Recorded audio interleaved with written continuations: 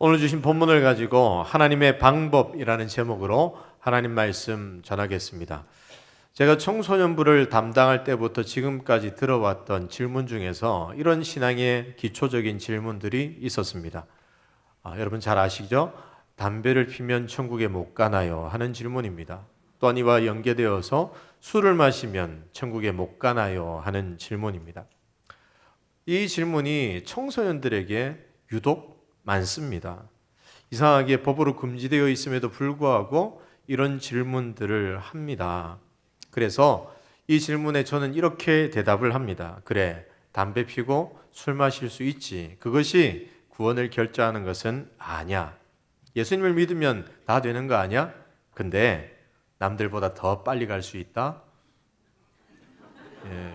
좀 늦으시는데요. 근데 뭔가 좀 알고 있는 친구들은 또 이렇게 얘기합니다. 목사님, 예수님만 믿으면 되는 거 아닙니까? 좀 자유롭게 살고 싶습니다. 그래서 마음껏 살다가 죄를 깨달으면 그때 회개하면 되지 않을까요? 야, 이렇게 여기까지 나오면 모태신앙으로부터 참 많은 것을 배웠다 하는 친구들입니다. 그래서 이들에게는 또 이렇게 말합니다. 그래, 너 말이 다 맞아. 근데 좀 많이 맞아. 우리는 신앙의 초보 때에는 이런 질문들을 하게 되지요. 너무나도 당연한 질문들입니다. 우리가 살아가고 있는 삶의 현장에서 내가 끊어내지 못하고 있는 죄악들에 대한 두려움이 있고, 이 죄악들에 대한 두려움을 벗어버리고자, 또한 자유하고자 이런 질문들을 합니다. 그런데 여러분, 우리는 이 질문을 넘어서야 할 줄로 믿습니다. 자라나야 한다는 것이죠. 천국에 가고 안 가고가 기준이 아니라 하나님께서 원하시는 것이 무엇인가, 여기에 집중해야 한다는 것입니다. 여러분, 우리가 신앙생활하는 목적이 무엇입니까? 신앙생활하는 목적은 천국이 아닙니다. 무슨 말을 하냐 생각하실 수 있겠지만, 신앙생활을 하면서 나오는 결과가 천국이지, 예수 그리스도를 믿는 삶의 끝이 천국이지, 신앙생활의 목적은 무엇이죠? 하나님을 기쁘시게 하는 겁니다. 그래서 인간의 제일 되는 목적이 무엇이라고 웨스트민스터 소회리 문답에서 이야기하고 있습니까? 하나님을 영화롭게 하는 것, 영원토록 그를 즐거워하는 것이다. 이렇게 말하고 있지 않습니까? 우리는 더욱 자라나서 우리의 삶의 현실을 바라보면서 겨우겨우 죄책감을 해결하는 수준이 아니라, 이제는 기쁨으로 하나님 앞에 서는 것이 즐거움이며, 하나님 앞에 섰을 때 하나님, 제가 이런 모습으로 하나님을 섬겼습니다, 하나님께서 원하시는 삶의 목적을 이루었습니다라고 하나님께 내어 보이는 삶을 살아야 할 줄로 믿습니다.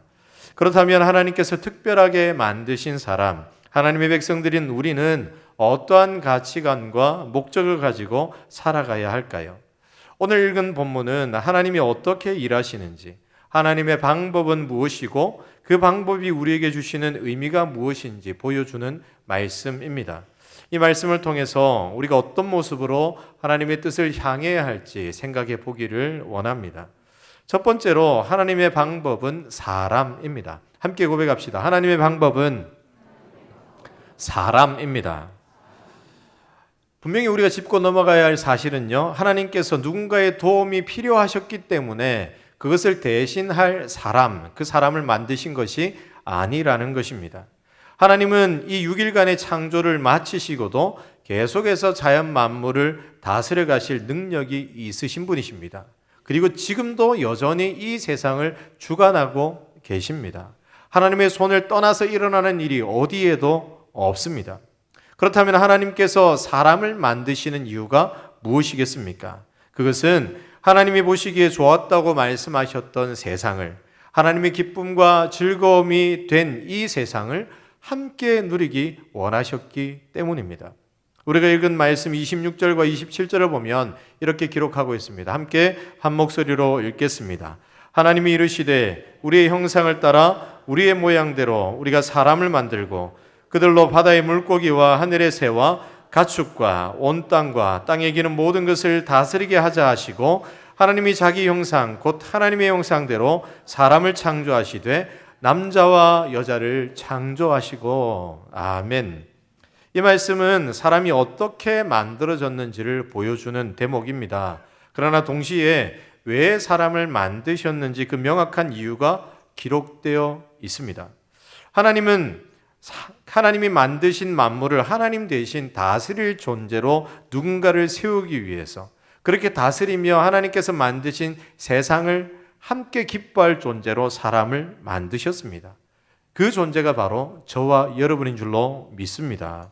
그렇다면 하나님께서는 저와 여러분을 어떻게 만드셨습니까? 하나님의 형상대로, 하나님의 모양대로 만드셨습니다. 다른 동물들을 만드실 때에는 그저 각기 종류대로 다양하게 만드셨습니다. 그러나 사람을 만드실 때에는 유독 하나님의 형상대로, 하나님의 모양대로 만드셨다 분명하게 말씀합니다. 뿐만 아닙니다. 성부, 성자, 성령 하나님께서 함께 회의하시듯이 우리가 우리의 모양을 따라, 우리의 형상을 따라 사람을 만들자. 무슨 의미겠습니까? 본인을 꼭 닮은 존재를 만들어서 함께 만드신 세상을 누려가기를 원하시는 그 모습이 담겨 있습니다. 단어를 풀이하자면 이렇습니다. 히브리어로 형상이라고 하는 단어는 그림자를 의미하고 있기도 합니다. 여러분, 그림자 한번 생각해 볼까요? 그림자는 어떻습니까? 본체의 움직임을 그대로 반영합니다. 사람은 막 뛰어가는데 그림자가 저기 뒤에서 걸어옵니다. 가능할까요? 불가능하죠. 분명 실체는 없는데 그림자가 있다. 이것도 불가능합니다. 또한 실체가 있는데 그림자가 없다. 이 또한 불가능한 일이죠. 그래서 하나님의 형상으로 만들었다는 것은 자연스럽게, 그리고 너무나도 당연하게 하나님을 드러내는 존재로 만드셨다라고 하는 의미입니다. 그리고 모양이라고 하는 단어를 보면요, 닮다라고 하는 뜻을 가지고 있습니다. 이것은 어떤 실체와 유사한 상태를 가리키고 있습니다. 종합하면 하나님께서는 사람을 하나님의 마음과 생각, 그리고 하나님의 일하심을 자연스럽게 드러내는 존재로 만드셨다는 겁니다. 그리고 하나님을 닮아 하나님의 성품을 나타내는 도구로 하나님과 너무나도 유사하게 만드셨습니다. 그래서 우리는 이렇게 축복하기도 하죠. 이 시간 예배 시간이지만 함께 서로를 보면서 이렇게 축복할까요? 하나님의 형상으로 만들어진 당신이 너무나도 아름답습니다. 예, 저 말고요, 옆에 보시면서. 여러분, 겉모양을 보고 하는 말이 아닙니다. 우리 안에 담긴 하나님의 형상이 있고 그 형상이 다양하게 드러나 있지만 본체 하나님의 형상을 담고 있기 때문에 너무나도 아름답고 너무나도 멋집니다. 이런 고백이 우리 가운데 있는 겁니다. 그래서 때로는 찬양할 때 이런 축복성으로 찬양하기도 합니다. 여러분 아시죠? 형제의 모습 속에 보이는 하나님 형상 아름다워라. 그리고 자매의 모습 속에 자매의 모습 속에 보이는 하나님 형상 아름다워라. 존귀한 주의 자녀 됐으니 사랑하며 섬기리. 여러분, 이런 존재가 바로 저와 여러분들인 줄로 믿습니다. 그래서 하나님께서는 이렇게 우리를 만드신 후에 당연하게 이런 명령을 주십니다. 28절입니다. 함께 읽겠습니다. 하나님이 그들에게 복을 주시며 하나님이 그들에게 이르시되 생육하고 번성하고 땅을 정복하라. 바다의 물고기와 하늘의 새와 땅에 움직이는 모든 생물을 다스리라 하시니라. 아멘.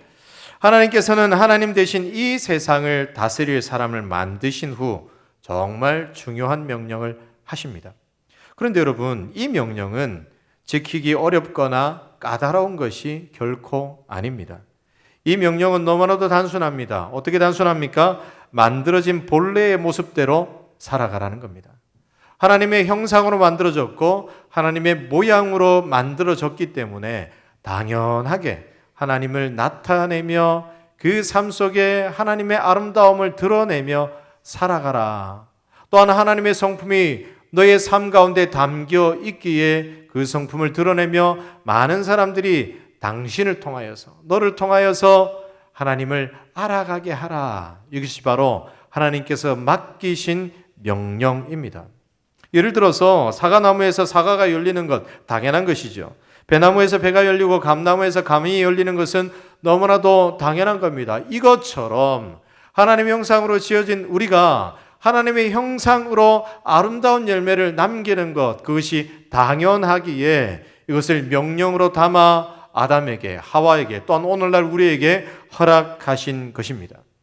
또한 바다의 물고기와 하늘의 새와 땅이 움직이는 모든 것을 다스리는 것, 이것도 아주 특별한 일을 명령하신 것이 아닙니다. 많은 것을 맡겨두시고 우리를 불편하게 하시는 것이 아니라는 겁니다. 그저 세워진 자리에서 하나님께서 맡기신 것들을 가꾸고 지키라는 것이죠. 창세기 2장 15절에서는 이렇게 말씀하고 있습니다. 함께 읽습니다.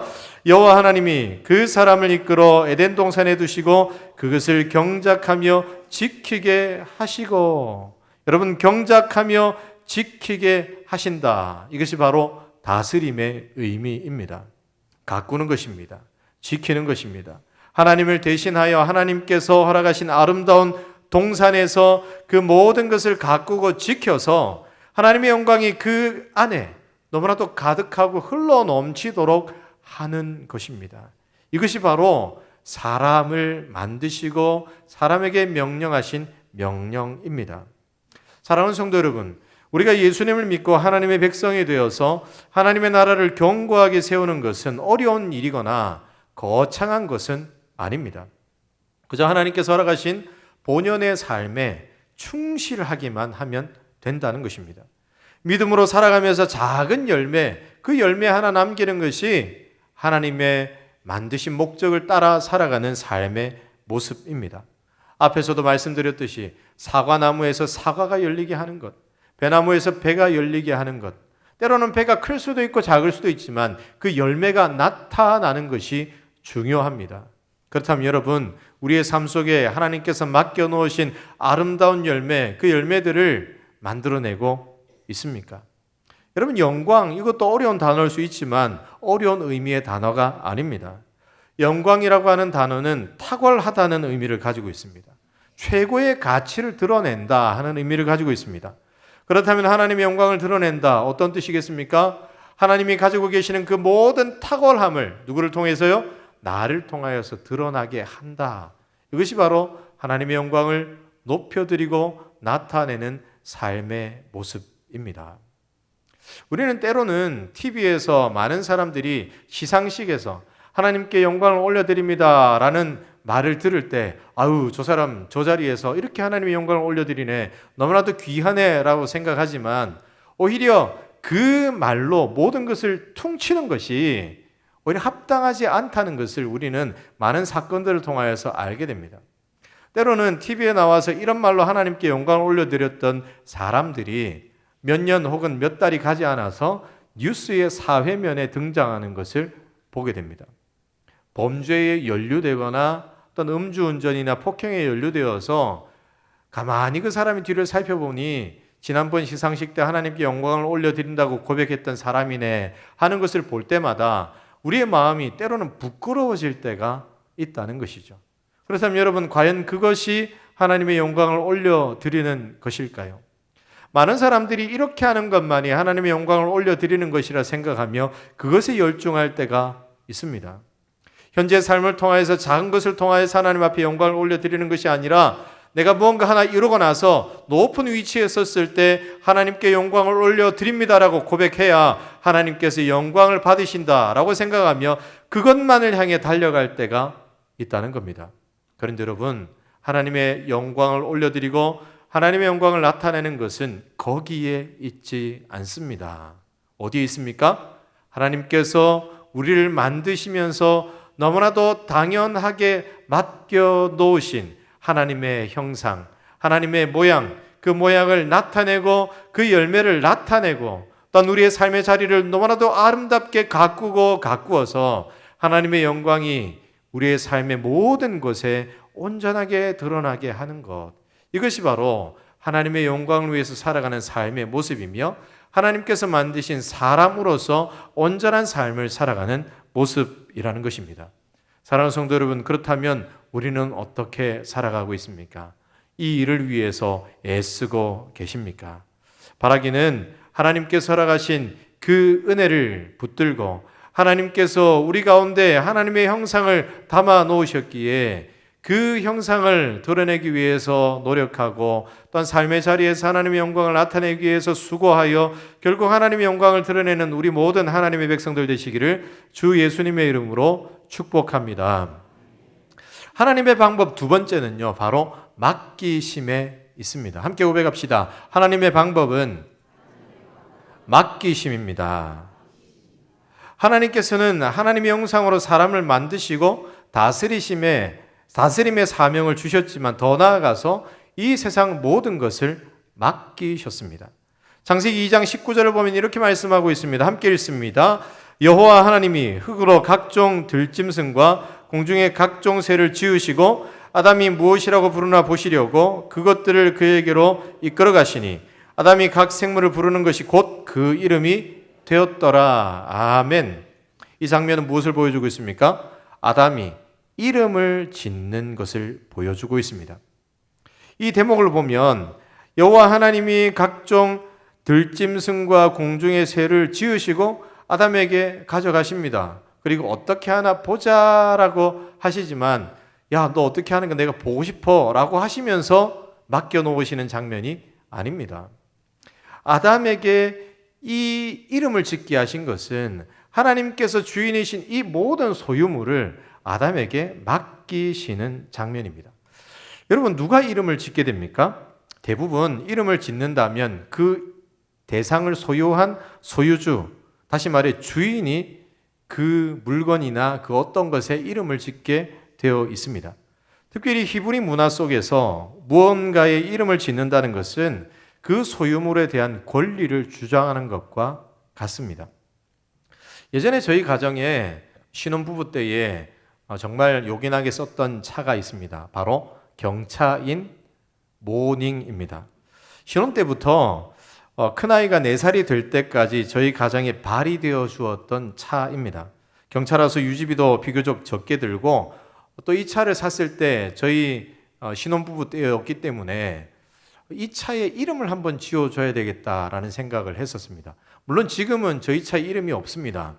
왜냐하면 신혼부부가 아니죠. 한 15년 살고 나니까 이름 따위는 아직 필요 없다, 뭐 이렇게 생각을 했는데 이름을 거창하게 한번 지었습니다.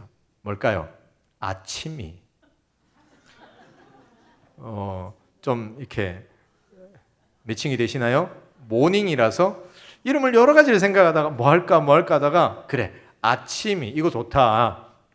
그냥 툭 던졌는데 그렇게 되었습니다. 그래서 아침에 아내가 출근할 때 또 아침이 저기 어디 구역에 있다 뭐 이렇게 이야기하고 아침이를 열심히 불렀습니다. 그리고 우리 첫 딸이 4살이 될 때까지 우리 차를 아침이로 알고, 지금 모르겠습니다. 그 아침이가 어디 갔는지 아침이가 있었는지 기억을 못할지 모르지만 아침이로 부르면서 친근하게 그 차를 타고 다녔던 기억이 있습니다. 여러분, 아침이 누가 그 이름을 짓습니까? 바로 주인인 제가 짓죠. 만약에 옆에 있는 옆집 사람이 우리 차를 보면서 야, 차 귀엽고 아담하네요. 아침이 어때요? 라고 한다면 여러분, 그 사람을 멀리 하셔야 됩니다. 조심하셔야 됩니다. 우리와는 결이 좀 다른 사람일 수 있습니다. 여러분, 분명하게 우리가 알 수 있는 것은 이름은 주인이 짓는다는 겁니다. 이처럼 이름을 짓는다는 것은 그 물건의, 그 대상의 주권과 소유권이 있다는 겁니다. 이를 통해서 보여주는 것은 무엇입니까? 분명 아담은 이 세상의 주인이 아닙니다. 그럼에도 불구하고 하나님께서는 아담에게 가지고 오셔서 만드신 모든 짐승들과 새들을 아담에게 이끌어 오셔서 어떻게 이름을 짓나 보려 하셨습니다. 어떤 의미입니까?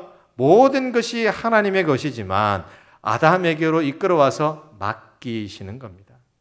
하나님께서 내가 너에게 맡긴다, 그러니 이름을 한번 지어라.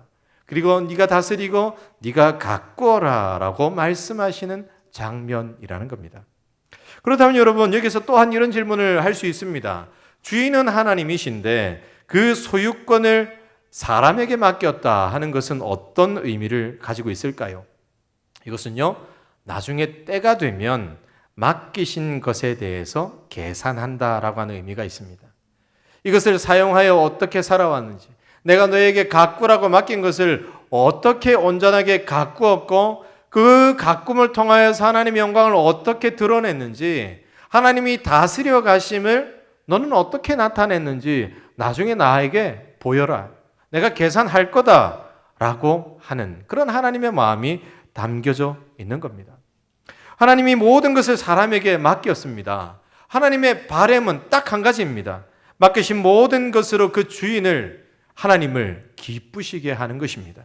따라서 우리는 맡은 것으로 최선을 다해 무언가 더 남기려고 노력하고 애써야 합니다. 하나님께서는 우리에게도 많은 것을 남기셨습니다. 맡기셨습니다. 이것으로 우리는 무엇을 담당하고 있습니까? 우리는 마태복음 25장의 달란트 비유를 기억합니다.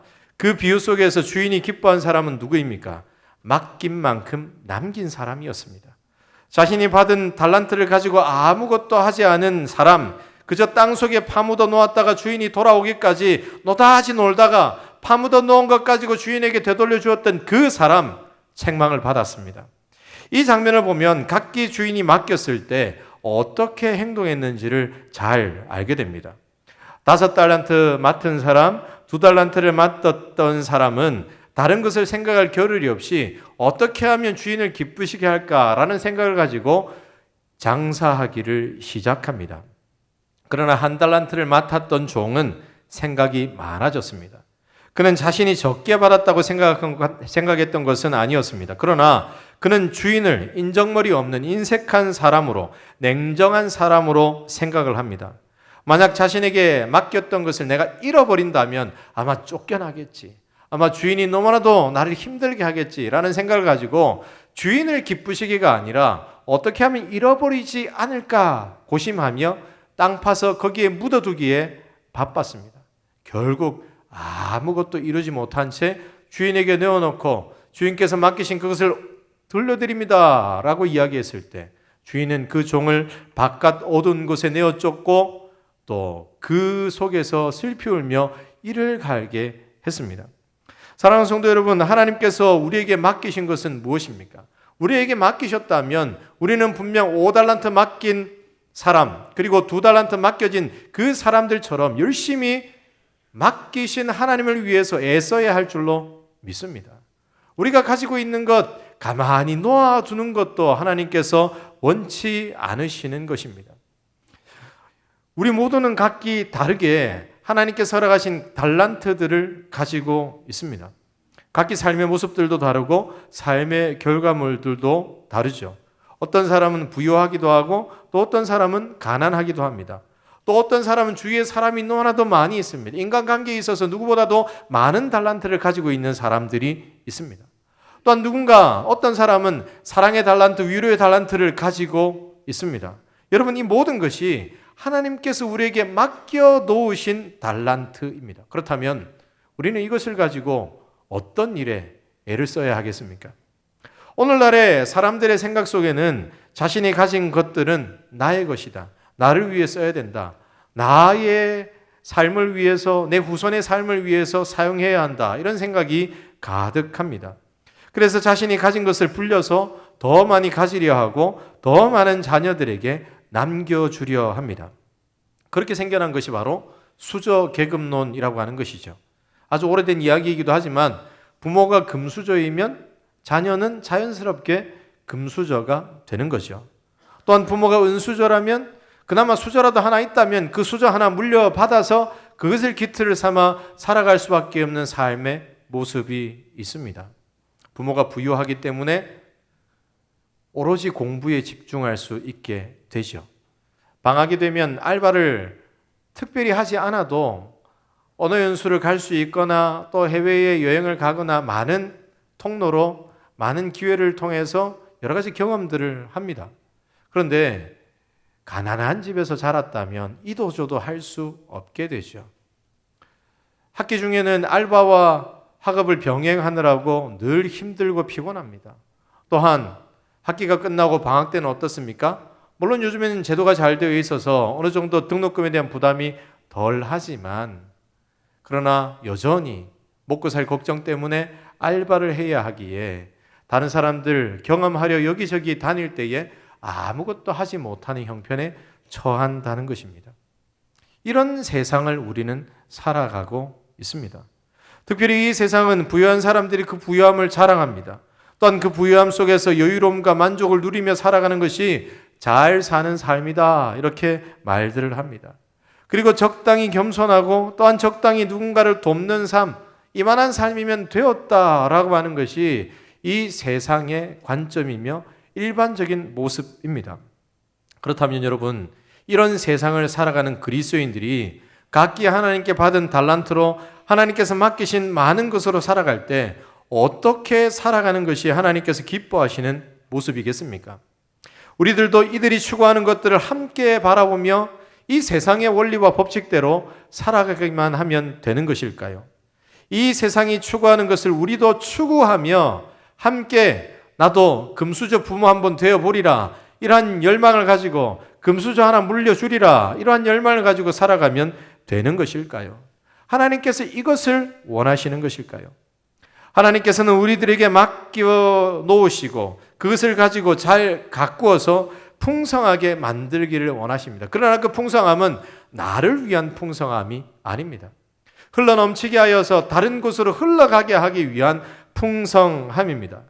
나에게서 흘러나오는 것들이 또 다른 곳에 닿게 될 때에 그곳에 하나님의 사랑이 흘러가는 것처럼 많은 곳에 사람을 위로하는 모습으로 나타나게 되고 아픔을 경험하는 사람들의 아픔을 덮는 모습으로 나타나야 하고 눈물 흘리는 사람들의 그 눈에서의 눈물을 닦아주는 모습으로 나타나야 하는 것, 그것이 바로 우리의 삶에 맡겨놓은 다양한 것들에 대한 하나님의 뜻이라는 것입니다.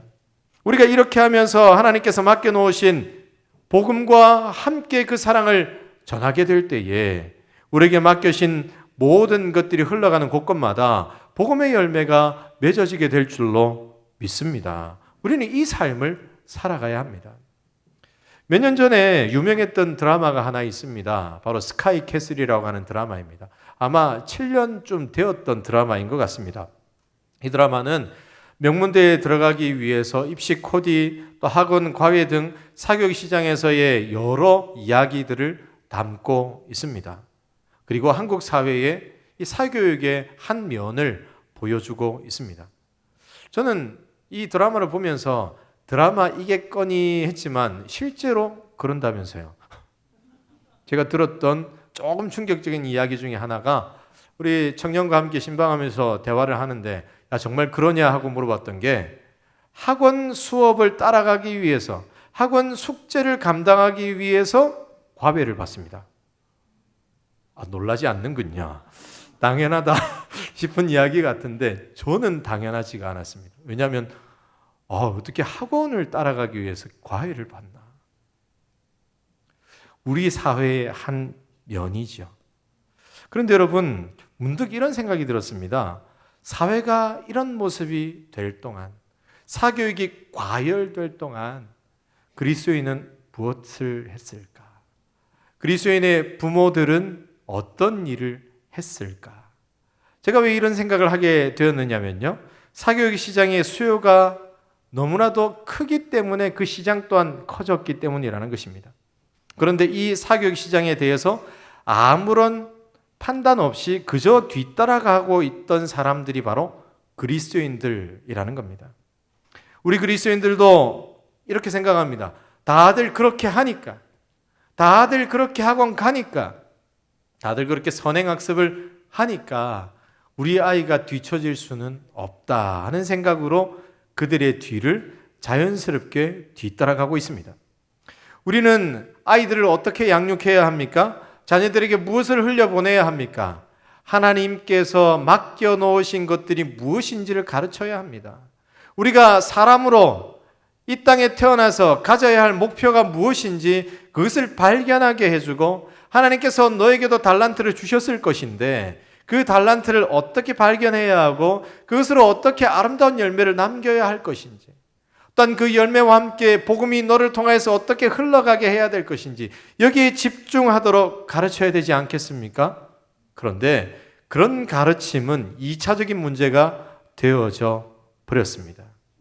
오히려 교육이 성경의 원리보다 우선하는 사교육 시장에 우리 자녀들을 들여다 보내어 놓고 마치 여기에서 떨어지면 도태될 것처럼 두려워하며 그 뒤를 따라가고 있었던 모습들이 신앙의 가정에 즐비합니다. 제가 순진하게 생각하는 것인지도 모르겠습니다만 그리스도인들이 이러한 사회 분위기를 거슬러 올라가는 역할을 감당할 수 있는 줄로 믿습니다. 아무도 안 믿으시는 거예요. 어떻게 해요? 어떻게 감당할 수 있을까요? 남들 한다고 다 따라하지는 않고 하나님께서 맡겨놓으신 그 의미를 발견하려고 애쓴다면 거슬러 올라갈 수 있을 줄로 믿습니다. 거슬러 올라가기를 소망해야 할 줄로 믿습니다. 그 믿음이 미미하다 할지라도 하나님께서 되게 하시겠죠 라고 하는 소망으로 품어야 할 줄로 믿습니다. 내 아이에게 무엇을 남겨주고 싶으십니까? 좀 더 나은 삶. 나는 이렇게 살았지만 넌 좀 더 나은 삶을 살아가야 하지 않겠니? 물론 그것도 중요하죠. 그러나 나는 하나님 앞에서 부끄러운 삶을 살았지만 너는 나보다 훨씬 아름다운 삶을 살며 하나님께 영광 올려드리는 모습으로 세워져야 하지 않겠니? 이것이 우리가 자녀들을 바라보며 해야 할 많은 가르침인 줄로 믿습니다. 우리가 이렇게 자녀들을 세워낼 때에 너를 통하여서 많은 사람들이 위로받게 되고 너를 통하여서 도움받게 되고 너를 통하여서 사랑이 없는 곳에 사랑이 생겨나게 되고 어두움이 가득한 곳에 빛이 나타나게 된다면 나는 그것으로 만족한다라고 하는 시선으로 자녀를 양육하게 될 때에 분명히 이 세상은 다른 곳의 모습으로 흘러가게 될 줄로 믿습니다. 아마 이러한 삶이 풍성해지면 우리 가운데 넘쳐 흐르게 된다면 세상은 아마 두 가지 선택을 할 겁니다. 그 두 가지 선택은 아이의 미래를 위해서 학원에 보내든지 또는 아이의 미래를 위해서 교회에 보내든지. 그저 저의 생각일 수도 있지만 그런 생각을 해봅니다. 교회가 또한 그 속에서 자라나는 아이들이 그런 특별한 모습으로 자라나는 것을 세상이 본다면 과연 어떻게 반응할까? 거기에 우리의 소망을 둘 수 있고 우리의 마음을 둘 수 있어야 됩니다. 왜 그렇습니까? 교회에 있는 애들은 다르기 때문입니다. 그들은 부유해지는 것이 목적이 아니기 때문입니다. 그들은 자신이 가진 달란트를 발견하고 자신의 삶을 세우고 또한 아름다운 삶으로 살아가며 반짝반짝 빛나게 되는 것을 세상이 본다면 가만히 있지 않습니다. 도대체 그 안에 무엇이 있는지, 그 안에 담겨진 것이 무엇인지 알고 싶어 합니다. 여러분, 우리는 이것을 바라봐야 할 줄로 믿습니다. 그런데 그리스도인들이 어떻게 살아가고 있습니까? 우리들은 어떻게 살아가고 있습니까? 조금 잘 먹고 잘 사는 것, 이것이 답이다라고 생각하며 이 세상에서 공급해 주는 이론들 앞에 그저 바짝 엎드린 채 살아가는 삶이 우리의 삶은 아니었는지 돌아보게 됩니다. 사랑하는 성도 여러분, 하나님께서 맡겨주신 것이 우리에게 있습니다. 이것으로 무엇을, 어떤 열매를 나타내어야 하겠습니까? 하나님께서 원하시는 것은 무엇입니까? 우리가 회복해야 하는 것은 무엇이겠습니까? 하나님께서 우리에게 왜 이것을 맡겨두셨는지 하나님의 마음을 깨달아 아는 것입니다. 또한 하나님께서 맡기신 것을 가지고 어디로 향해야 할지 목적과 방향이 회복되는 것입니다. 바라기는 하나님께서 맡겨놓으신 것으로 하나님께서 원하시는 열매를 남기고 하나님께 올려드리는 삶이 되기를 주 예수님의 이름으로 축복합니다. 말씀을 정리합니다. 하나님께서는 어떻게 하나님의 나라를 세워가기를 원하십니까? 하나님의 방법은 하나님의 백성들입니다. 우리들입니다. 그리고 우리에게 맡기신 것을 통하여서 하나님의 영광을 드러내고 하나님의 나라를 세워가기를 원하십니다. 우리가 이러한 하나님의 백성들이기에 우리에게 맡기신 것에 대한 책임을 다해야 할 줄로 믿습니다.